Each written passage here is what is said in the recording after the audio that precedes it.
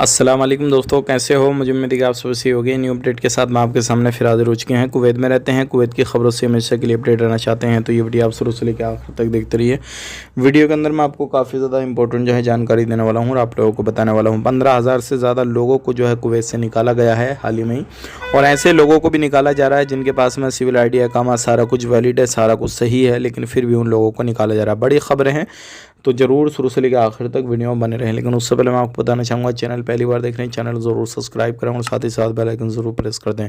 तो सबसे पहले हम बात कर लेते हैं यहाँ पे जो बड़ी खबर आ रही है। 4 लोगों को गिरफ्तार किया गया है जो क्या ब्रांडेड जो शराब होती है उसका स्टिकर लगा के वो सेल करते थे, और उनको सारा कुछ जो था उनके पास में था, मशीन वगैरह उनकी शराब बनाने की, सारा कुछ इस तरीके से कामकाज कर रहे थे। तो आप अगर इस तरीके से कोई गलत हरकत करते हैं या कोई इलीगल धंधा वगैरह करते हैं तो ध्यान रखें, सावधानी बरतें। बात कर लेते हैं अगली खबर की तरफ। जो अगली खबर आ रही है निकल के, जैसे कि आपको मालूम है हाल ही के दिनों में काफ़ी ज़्यादा बड़ा चेकिंग हो रहा है, हर जगह पे सारा कुछ चल रहा है।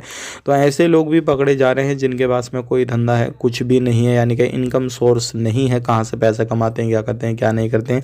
अगर खाली यूं ही घूमना फिरना लोग करते हैं और प्रवासी हैं तो उनको पकड़ के उनको डिपोर्ट किया जा रहा है। ऐसे ही 15,000 से ज़्यादा लोगों को डिपोर्ट किया गया है। उनके पास में कोई भी इनकम सोर्स नहीं था, उनके इकामा लगे हुए वैलिड थे, सारा कुछ था, 18 नंबर वीज़ा पे गए हुए थे, लेकिन वो लोग जो थे कहीं पे इधर उधर घूम रहे थे, कोई भी इनकम सोर्स नहीं था। तो ऐसे लोगों को भी डिपोर्ट किया जा रहा है, ध्यान रखिएगा।